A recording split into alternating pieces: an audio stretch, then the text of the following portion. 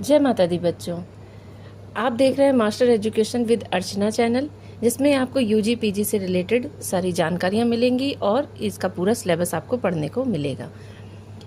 आज इस वीडियो में हम बीए फर्स्ट सेमेस्टर एजुकेशन की 6th यूनिट को कवर करेंगे। 6th यूनिट में प्राइमरी एजुकेशन और सेकेंडरी एजुकेशन के बारे में पढ़ना है।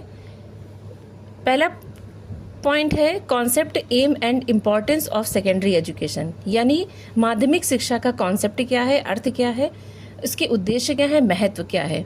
और दूसरा है present scenario of primary education in India, यानी भारत में प्राथमिक शिक्षा का जो वर्तमान परिदृश्य है उसके बारे में जानेंगे।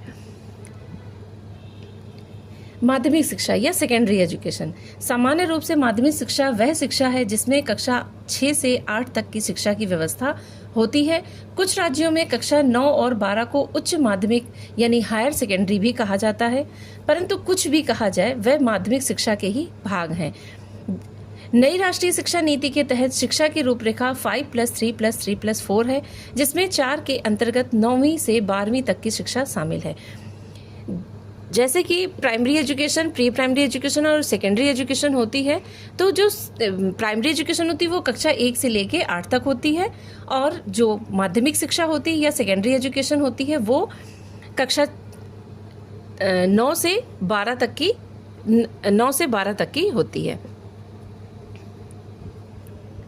माध्यमिक शिक्षा के उद्देश्य एवं महत्व, माध्यमिक शिक्षा के सुधार हेतु आवश्यक सुझाव देने के लिए माध्यमिक शिक्षा आयोग अर्थात मुदालियर आयोग का गठन किया गया। इस आयोग का गठन 1952-53 में किया गया। इस आयोग ने निम्नांकित उद्देश्यों का निर्धारण किया। पहला है लोकतांत्रिक नागरिकता का विकास, दूसरा है व्यक्तित्व का सर्वांगीण विकास, तीसरा है व्यावसायिक कुशलता का विकास और चौथा है नेतृत्व शक्ति का विकास। इसके बारे में विस्तार से जान लीजिए। लोकतांत्रिक या जनतंत्रात्मक नागरिकता का विकास करना। भारत विश्व का सबसे बड़ा जनतंत्रात्मक देश है। जनतंत्रात्मक शासन व्यवस्था की सफलता वहाँ के नागरिकों पर निर्भर करती है।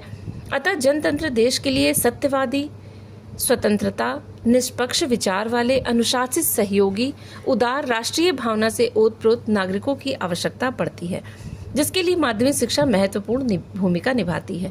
लोकतांत्रिक का मतलब होता है जहां ऐसा तंत्र जिसमें लोगों की बात सुनी जाती है और जो शासन होता है वो लोगों के लिए ही कार्य करता है। तो लोकतंत्र मेन इसमें होता है, लोकतंत्र को जनतंत्र भी कहते हैं। दूसरा है व्यावसायिक दक्षता का विकास करना। व्यावसायिक दक्षता यानी कि जो बच्चा इस समय सेकेंडरी एजुकेशन जो ग्रहण कर रहा होता है उसके अंदर जॉब करने की और कुछ भी जॉब से रिलेटेड या कुछ बिजनेस करने की दक्षता भी विकसित हो जाए। तो आयोग ने सुझाव दिया कि शिक्षा का माध्यमिक स्तर ही एक ऐसा स्तर है जिस पर हम अपने भावी नागरिकों को व्यावसायिक दक्षता प्रदान कर सकते हैं। इस उद्देश्य की पूर्ति के लिए पाठ्यक्रम के अंतर्गत विभिन्न तरह के व्यावसायिक विषयों को शामिल किया गया। मतलब सेकेंडरी एजुकेशन के तहत जो है वो उसमें क्या किया गया कि व्यावसायिक विषय, जैसे कि कोई बिजनेस करना चाहता है बच्चा या जॉब करना चाहता है, उससे रिलेटेड जितने भी जो करिकुलम, जो पाठ्यक्रम के अंतर्गत विषय आते हैं उनको शामिल करने का सुझाव दिया गया। फिर है व्यक्तित्व का विकास करना। व्यक्तित्व का यानी कि पूरी तरह से, हर तरह से विकास करना, क्योंकि जब बच्चा 9th में आता है तो बहुत अच्छे से वो उसका काफ़ी हद तक माइंड डेवलप हो चुका होता है, और यही वह एज होती है जब किशोरावस्था स्टार्ट होती है। तो माध्यमिक शिक्षा के स्तर पर किशोर छात्रों के संपूर्ण व्यक्तित्व का विकास करने का प्रयत्न करना चाहिए।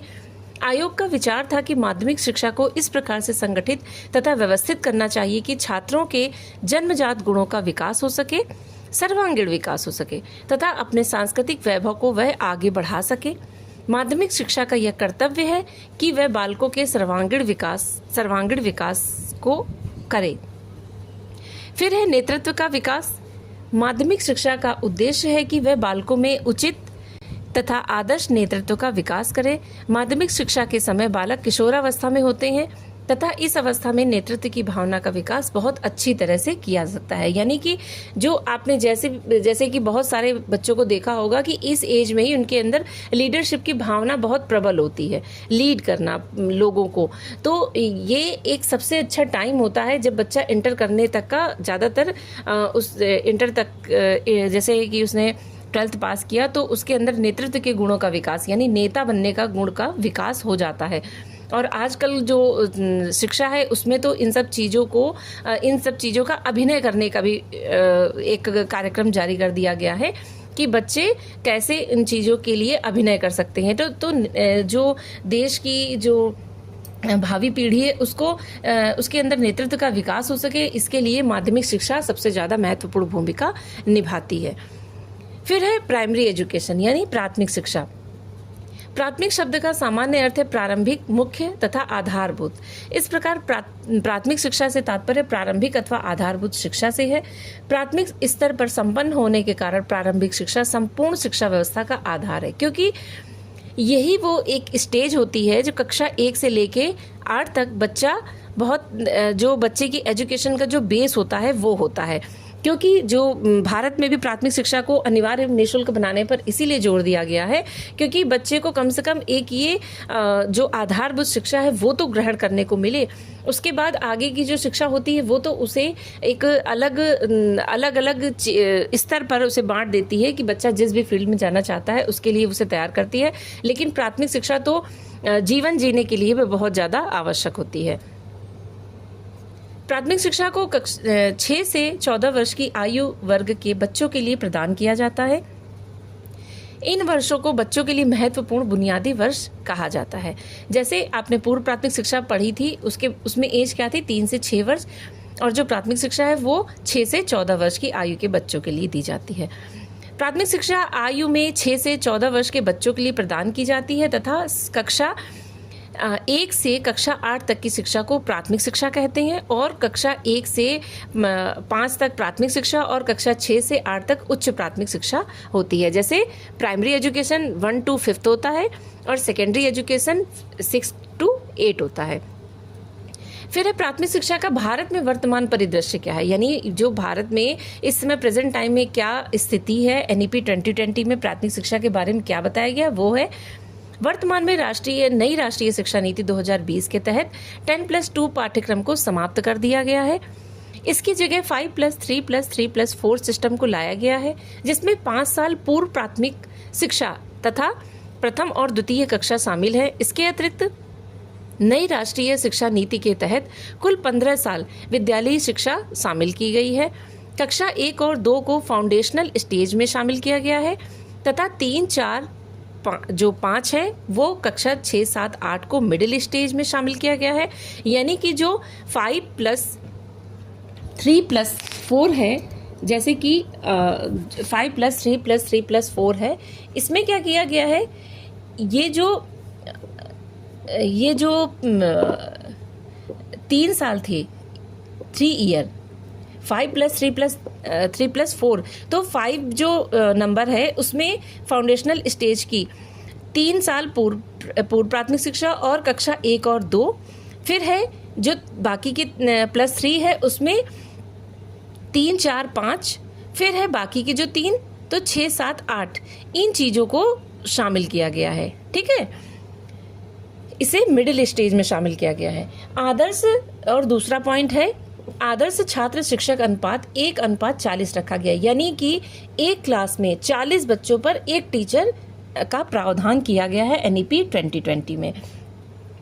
और है रट्टा आधारित पढ़ाई को समाप्त करके क्षमता आधारित और बहुविषयक शिक्षा का प्रावधान किया गया है। बहुविषयक यानी कि बहुत सारे जो सब्जेक्ट हैं उनको शामिल किया गया है और सिर्फ रटने पर बल न दे करके इसको क्षमता आधारित, जो बच्चा जितना ज़्यादा से ज़्यादा सीख सकता है, समझ सकता है, उस पे बेस किया गया है। फिर है उस पे बेस किया गया है। तो बहुविषय क्या है, बहुत सारे विषयों को शामिल किया गया है और ये प्राथमिक शिक्षा के NEP 2020 के अंतर्गत प्राथमिक शिक्षा को शामिल किया गया। आपको वीडियो कैसा लगा प्लीज़ कमेंट में ज़रूर बताइएगा और मिलते हैं अगले वीडियो में यूनिट 7 के साथ।